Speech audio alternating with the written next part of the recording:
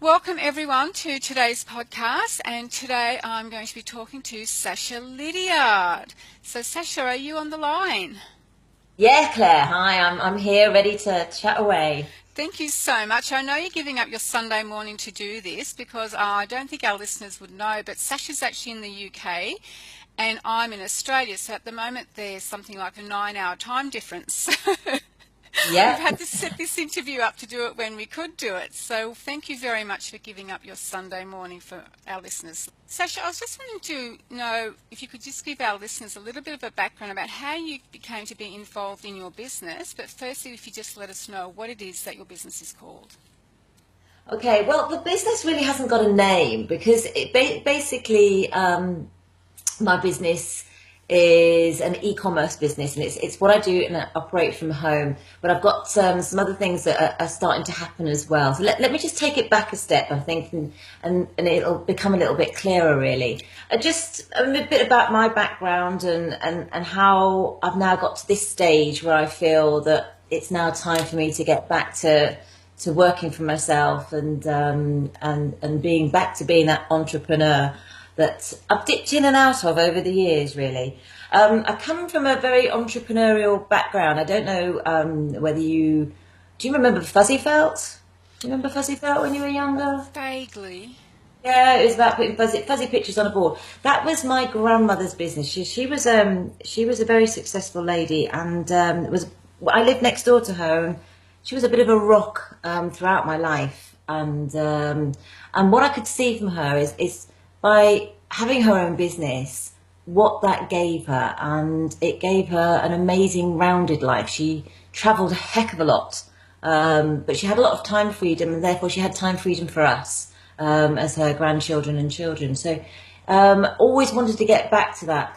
I started out originally in the finance industry and in sales, and it was very successful. Did really well with it. But then I decided to start a family, and we made a decision, myself and my husband, that he would be at home looking after the kids and for the future family, and I would go back. I'd continue with my job because mine was really the main income coming in, and that worked fine for a while because I thought I was the lady that could do it all, have a family, have a successful career, um, and do it all really. But it started to become a bit of a struggle. I came home one night. I was so looking forward to seeing my daughter, and that's the only thing I could think about all day long when at work. And I walked through the door, and my husband was walking down the stairs, and he just said, "I am so sorry. I couldn't keep her awake any longer." And my heart sank, and you probably know that feeling. It's just Yeah. horrible. I thought, what am I doing? This isn't important what I'm doing out and about in the big wide world. What am I trying to create? And made the decision there and then that I would find some way that I could be at home with my daughter, and then obviously my future son as well. And so I started a business from home then. So I've done it before. My husband had a successful business as well, and eventually I went on board with him, and we worked together. And then, unfortunately, we got divorced, and I had to get back out into the big, wide, crazy, frightening world yet again. And it was a whole new ball game. After being out of it for 15 years and getting back into the corporate world, it was quite scary. But got there, did all right. I became a coach and trainer in the health and fitness aid industry. So, and I absolutely loved it. I remember someone saying to me that if you won the lottery, what would you do? And I said, do you know what? I don't think I'd give up my job. Actually, it's such a good job. Yeah. Uh, Again, it was giving me freedom to do what I wanted when I wanted to do it. But it was just the reward of seeing how I could make a difference to other people in their busy world. So that's what I did for quite a long time, and then I got that dreaded call, and both myself and the sales director of the company and a large proportion of the sales team were made redundant. And it was overnight. It was really that awful. One minute you think everything's going swimmingly well and you never need to think about anything else. And then it was redundancy. And I think when you get made redundant, you panic. You think, and I did panic. I got offered a job straight away, which I thought, great, fantastic. No worries there. But the job I took, it just was the biggest mistake I think I've ever made within my career. It was good money, but it was a very long commute. It was hard work. It was dictatorship. It was being on conference calls about 5 or 6 times a day. No control over your own destiny whatsoever. Everything was controlled for you. And I realised then that I never want to be put in this position again. I need to have a plan B. And that's when I started the business from home. So I'm working full time, or was working, well, I'm still working full time. I'll explain that in a minute. But at the same time, running a business from home. And that was the e-commerce business. Now that is something I can do from home, from my laptop. And it fitted in brilliantly. And I've been doing that for about the last 2 years. And in the meantime, changed jobs. I got out of the nightmare one and back into coaching, training. And then what I've discovered is that I can do a lot more coaching and training online with people. And that has started to develop massively, and really teaching other people how to start their own businesses in exactly the same way that I've been able to do alongside a full-time job. And it's now become to a stage where I can't do both anymore. I'm working all the hours God sends, but I'm getting now enough income that's coming in on my home from the work that I'm doing from home that's allowing me to now, I handed my notice in about a month ago. Oh, congratulations. So when you said you decided to do this new business from home, what brought you to start that new business? You said that you left the nightmare job and you found another one. What was it about this business at home that was so different? What I did is, to get me through the months where I was in this awful job, I discovered podcasts. That's the time I discovered podcasts. And I started listening to other women that were making a success of working from home. And that's what inspired me. That's what motivated me. So that's really what I did. And I listened to podcasts because it was a long commute. So I listened on the way and I listened on the way back. And I highly recommend them to it. And I don't stop now. I continue to listen to podcasts every day. Every day. It's amazing, like technology has made such a difference to our lives that you're actually able to start a business online, but also the podcasts, in a way, when you think about it, the commute that you had to do for your nightmare job, in some way, it was the silver lining, wasn't it? Because it allowed you time to listen to the podcast, so then you were able to create another life for yourself to move out of that situation you didn't want to be in. Yeah, and and you've got to keep doing it, and you've got to keep, because it gives you that hope and that inspiration and motivation. Other people can do it. Why can't you? Yeah. And I also think it's the knowledge, because sometimes, as you know, we don't know what we don't know.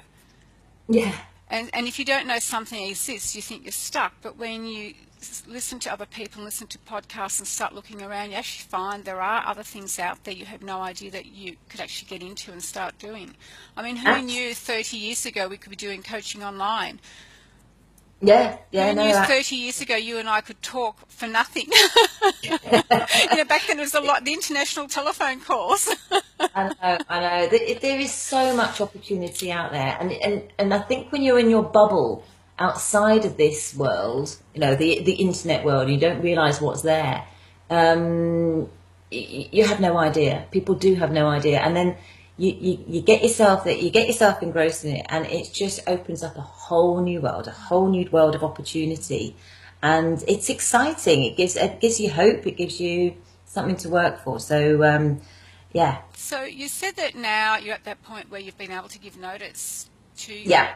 um, employer. So because your business has really started to take off, can you pinpoint a time when it really started to take off, or was it just a gradual process for you?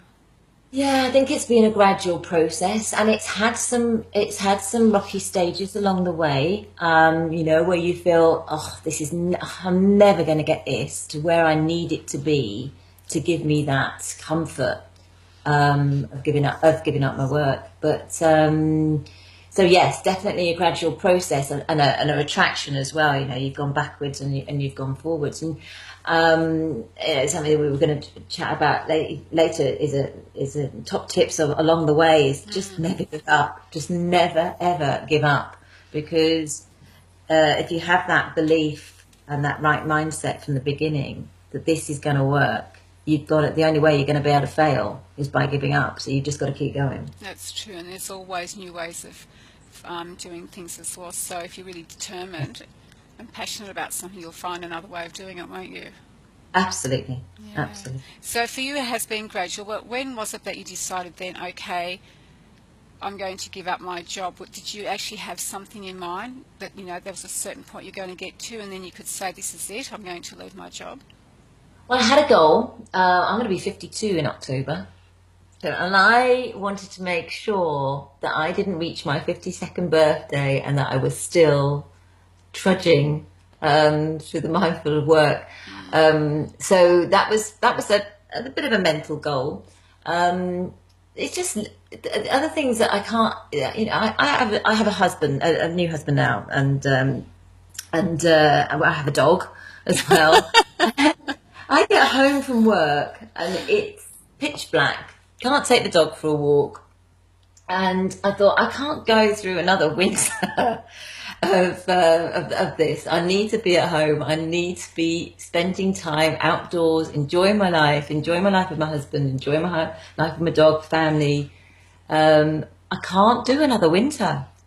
Yeah. So this sort of October time of having a birthday, winter coming, but that's when I've got to do it. So I've gradually worked towards it, and now I feel the business is at a stage where I feel quite comfortable. So you decided to go back into your own business, but were there any things that you were fearful about, like about going back into your own business? But working from home now, Yeah. business, natural fears I think anybody would have is that fear of failure, the fear of loneliness as well, because I think in the job that I've been in, it's a massively people based business, and you're talking to people all the time, real people face to face, and I think my new business is going to be is far more involved around the telephone, the internet. So but do you know what? The fear of not having the life that I have always wanted for myself, that what I dreamed for myself, that fear is far greater. And I think if that fear is far greater, everything else is quite insignificant. You'll do it. Yeah, that's true. You need that. I do have a Facebook, both profile and page, and on my banner is feel the fear and do it anyway. Yeah, that was the title of a book once, wasn't it? Yeah. I've had that drummed into me for years and years and years, and it's a mantra that I would stick by. I also heard something once that said courage can't show up unless there's fear. So you can't prove that you're courageous unless there is a fear. Yeah. You can't be brave unless there is a fear. No, absolutely. And I think, you get to the stage in your life that you've actually overcome so many fears along the way. I've had so many times where I've had to make massive decisions, and they are frightening decisions to make, but I got there and I got to see the other side. And I think the more times you do that, the easier it becomes. I was asked to do a webinar recently, and I knew this webinar was going out to thousands and thousands of people worldwide. That was terrifying, absolutely terrifying. And I had everything prepared, everything was organised, and I just thought, do you know what? I think I'm going to close my computer down so that I've got nothing running in the background, so everything's running smoothly. But I did this about 20 minutes or so before the webinar was about to start, and my computer decided to then do thousands and thousands of updates. Oh no. Yeah, the sheer panic I was experiencing because I couldn't shut the computer down until it had done all the updates. And it kept going, and it kept going, and it kept going. And it got to the time that I was actually meant to be going live, and it was still going. Oh no. It was horrendous. Anyway, I got through that. I think I started about 15 minutes late. And I thought everybody would have disappeared and gone, and they're all sitting in the room ready and waiting. And I did it, and I loved it. So it's about, when you run your own business, in a way, what I found was it's so different from when you're working for a large organisation, because if anything technical happens, you can just pick up the phone and ring the IT help desk.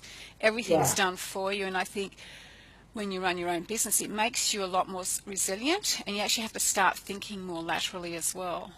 Yeah.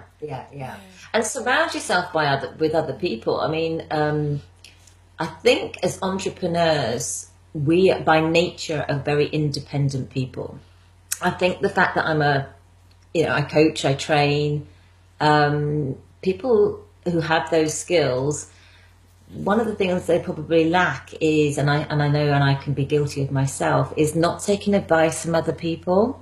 You think you can do this alone, and I think my biggest learning is surrounding yourself with people that you trust and that you can go to for advice and mentorship as well. You need a mentor yourself, and I found that. I found that helps. And have you found that you've got most of those people and those mentors online or offline, or a mixture of both? I'm going to have to say a mixture of both, because one of them's my husband. Okay. Yeah. But yeah, no, do you know what? The rest of them are online. They are, and I have formed some fantastic relationships with people online. But you take it offline. I mean, if you say you take it offline, I've met them consequently offline, And our listeners don't know this, but Sasha and I actually met at one of these online mentorship groups, didn't we? We belong to the same group, and it's in the UK. So everybody I've had contact with in the UK, I've never met live. I've met on Zoom meetings and things like that, and had some Skype sessions with some people, but it was all online. And I found that the online support was really good for me, because sometimes when you're living in a small geographic area where there's not many people around or much support, you do have to go online. That's where you can find it. Yeah, We're absolutely. not all lucky enough to have people living in the same neighbourhood or in the same suburb or in the same city, are we? No, that group that we're part of, I've actually dipped in and out. I'm back in. I came out for a little while, for no reason. It's just that other things have been going on in my life. But it's a great support network, and that's what you need. You need that support network. And that's so true. So, Sasha, what are some of the best things about what you're doing now? Oh, the excitement, the possibilities of what I'm going to be able to achieve. My biggest passion is travel. By having this business now that I will have online, it means I can travel at the same time. You have laptop, have iPad, will travel. And that's one of the biggest excitements I've got, but that hope and excitement of what's going to be around the corner. And to me, time freedom is most important. Yeah. You get to a stage where you just want more quality of life, spending time doing what you want to do, and that excites me immensely. Yeah. I think you're right there. Once you've been through the mill of having a job where you've had to go to a place, a physical place and work and commute and not having family time, after a while you just realise there's just so much more to life. Yeah. And it is about spending time with people. And I know in my case, my sister said to me once, she said, well, you've given up your job now, you're at home, what are you doing? And I thought, I'm just so busy, how can I explain to her what I'm doing? Yeah, no, and I'm the sort of person that will get stuck in with Yeah. absolutely. I want to learn as much as I can. Yeah. And then there's the other So side where you can just turn around and spend, a couple of days out and just go visit people and spend time with family, or just do yeah, things. It's yeah, just, it's an unreal lifestyle, and I'm sure that it is a lot of fear for people, that fear of technology, fear of mhm, giving up the security and safe, or the alleged security and safety of a job, whereas you know from your experience that one day it could be just absolute heaven, the next day you go in and you don't have it. They say see you later. yeah. It is such a false misconception that your job in the corporate world is safe. It's no safer. And that realization then absolutely hit me. And I do think you have to have that plan B. Yeah, and you You have. definitely having your own business is one way that you actually can have some control. Yeah, I also think taking keeping that going with the plan B is with now I will be working from home. I have a plan B within that as well, so that you're not putting all your eggs in one basket. So I have things that I've got projects on the go. I've got a new company that I'm launching. So it's not all, you haven't got everything. If one thing goes for you, you've got something else that's going to be a backup. As long as you've got the basics covered, you know that you're going to survive. It gives you that feeling of comfort. Yeah, and that's yeah. So I was going to ask you, if you had one secret to tell my listeners about starting their own business, what would it be? Well, I think I touched on it earlier. It was just never give up. But and also talking about being surrounding yourself with positive people. You've heard the saying of, you're the average of the five people that you spend the most time with, and Yes. that is so true. When you're building your own business from home or wherever you're doing it, you need to be surrounded by positive people, and choose the people that you spend that time with very, very carefully. That's very, very true. I found that I've had to spend a lot less time with certain people and seek Mm. out more people that were going to be helpful to me, but also to be an inspiration. And the other thing about that quote is, you're also the average of your income is the average of the five people you spend the most time with. Yeah, surround yourself with those people, and you are motivated, inspired beyond belief. It makes such a difference, and you need that, because you're going to have days where you feel, what on earth have I done? Yeah, and you need somebody that you can go to that's been there, done that, and can help you. So yeah, that's if it's a secret, I don't think it's a secret. I think people realise, but it's yeah. Well, we've realised That'll be that it. some people don't realise it. They think, I've got a passion, I'm going to start a business, and they're going to do it all by themselves, and it's all going Yeah. to work out. And there's a lot more to it than that, so, as we all know. Now, Sasha, I know that you're very involved in social media, and you've got a few places where people can find you. So would you just like to let us know, what's your Facebook page and your Twitter and other places we can Yeah. find you online? Well, the Facebook page is www.facebook.com/Sasha, which is Sacha, Lois. That's my middle name and the name of my grandma who started Fuzzy Felt, Lois. L-I-S, Lydiard, LIDDIARD.com. So, and that's best place to go, because you'll see my Twitter there. You'll see my Pinterest. I'm on Pinterest as well. Those are my two other social media platforms that I dabble in. Facebook is where I stick. Okay, so Facebook is the best place. That's the main point of contact, and everyone Yeah, can just find your other social media platforms from there. And as your absolutely. website gets updated, it'll all be there. Fantastic. Okay, thank you so much for your time today, Sasha. Claire, thank you. Thank you for inviting me.